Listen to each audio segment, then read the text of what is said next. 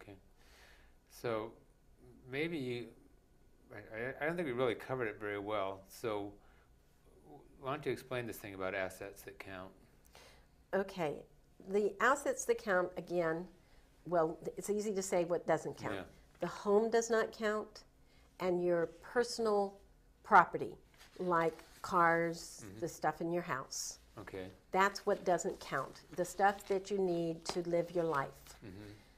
Probably if you own the Hope Diamond, that's going to count. Okay. I mean, so there's That's almost it's that's sort a side thing. It's not a diamond that you wear. It's a diamond that you have as an investment. Yeah. right. It's yes. If you have invested type of property, Yeah.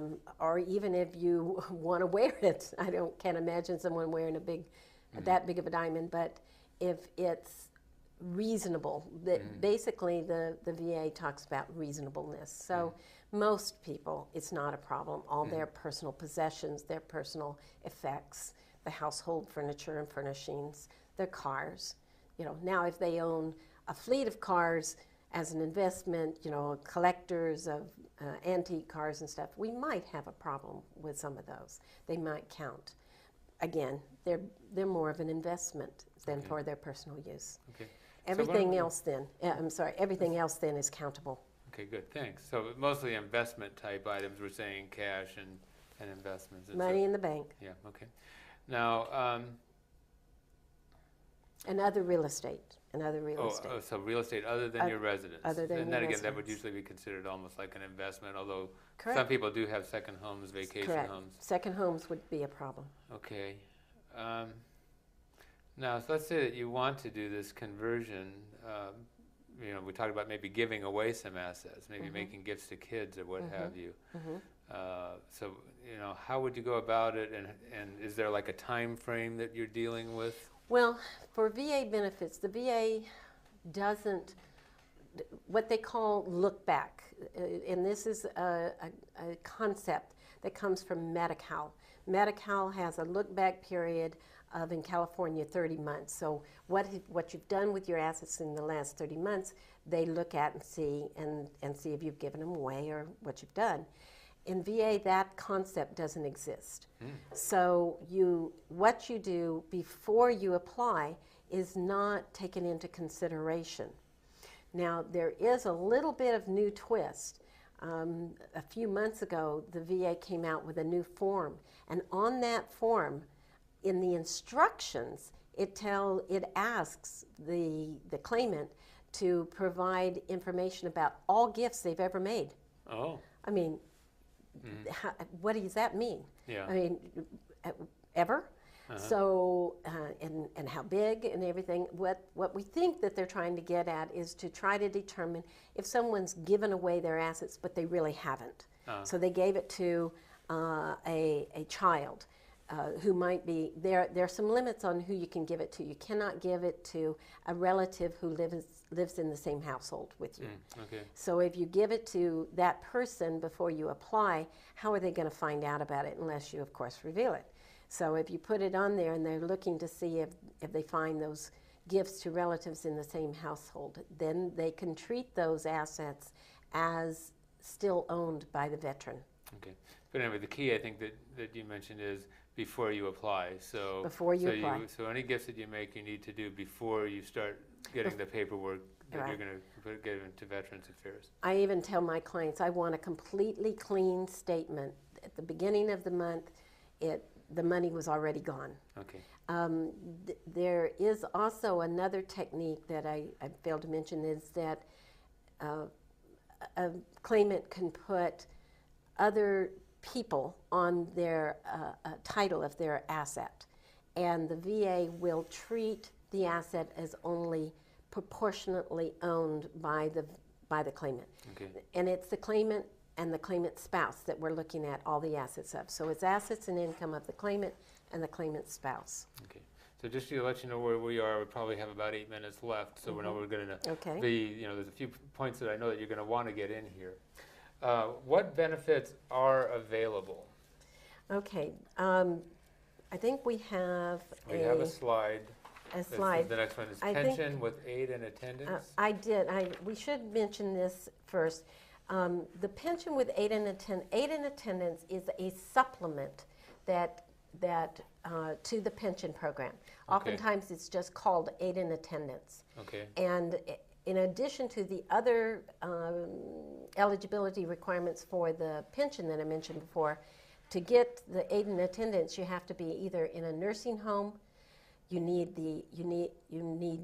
can have the need of assistance of another with the activities of daily living. That could be, of course, outside of a nursing home, or you have to be blind. And if you meet those requirements in addition to the ones for the pension, then you can get the aid in attendance supplement. Okay. This is what is so very valuable to most of my clients. Okay. The next slide that I have. Okay, so let's look at the next slide, which is pension with aid and attendance, maximum monthly benefits. Okay. So I just pulled out a few of the numbers here. These are monthly rates, and this is the maximum. So you might not qualify for all of this if your income is not zeroed out by how we talked before. But surviving spouse who needs aid and attendance can get a maximum of $1,056 a month. A married vet with a non-vet spouse, and the non-vet spouse needs the aid and attendance, is in the nursing home. Then they can get $1,291. If the vet is single and he needs aid and attendance, he can get $1,644. And a married vet, where the vet needs aid and attendance, they can get $1,949. Okay. Two vets married to each other that both need assistance could get over $2,500 a month. So it can really make the difference in paying for that assisted living or that caregiver. Okay. How do you apply for these benefits? Well, I have another screen that shows the VA information. So VA information and forms. Is the next slide. And you can go to these websites and that the VA has, or you can Google VA benefits, and you probably can find it. But if you go to these, you will find forms that you can fill out. Okay. You can also go to county veterans service organizations. In California, every county has one of these. It's a free service, and they will help you fill out the forms and submit them for you. Okay. You can also go to an accredited VA attorney. Okay. The VA itself and the county veterans service organization, none of those are going to help you with planning. They're only going to help you fill out the forms and submit an application. They're not going to tell you what you can do with your assets if you're over asset or over income. Okay. Now, you also need, I guess, a doctor's evaluation related to this? You do. With the application, one of the pieces of it is a medical evaluation that the doctor needs to fill out. Now, that's for aid in attendance. If you're just going for the regular pension, you don't have to have that. You just have to show your medical expenses. But for the aid in attendance, the doctor has to provide documentation that you really do need the assistance of another.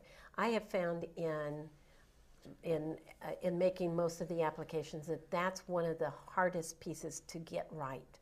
But if you get it right and you get all of the financial information all tucked away just right, and you submit everything as a completed packet, it goes through fairly easily.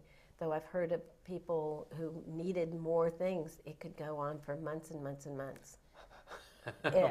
I've heard of a year and a half in some situations. Oh, that could be really tough for some people. My quickest one to be approved by the VA was 10 days. That's amazing. It was. I've never heard of anyone having it approved that fast. Yeah. So that could be an advantage of working with an accredited attorney too, is they understand the forms, and so to make sure that everything is complete when you send it in, because otherwise, if you send it in incomplete, by completing it in some other way, for example, by trying to just do it yourself, Okay. You know, if you're not familiar with forms, it's just like when you're preparing income tax returns. It's just so easy to make a mistake and you haven't filled in a blank that's required. That's a great comparison, Michael. And you know, but the medical form also needs to say the right things. And there's some boxes on it that if you check them the way that it seems intuitively you ought to check them, you might end up causing a massive delay in your application. So I have found that's the trickiest of the forms to get right. Of course, the doctor has to agree with what's on what we think should be on the form, because the doctor's the one that's signing it. But we almost never have a problem with that. Okay, well, we have just a couple minutes left. Maybe you have some words of wisdom to sort of offer related to people, and particularly to veterans, maybe in general, that they're not aware, they may not have been aware of this. They're not aware of it, and the VA isn't going to tell them about, well, they may tell them that the program exists if they go and talk to them. And you can get the rules right out of the U.S. Code. It's Title 38 of the U.S. Code, so anyone can go and look them up. Yeah, but it's a little intimidating to get into the laws. So. Yeah.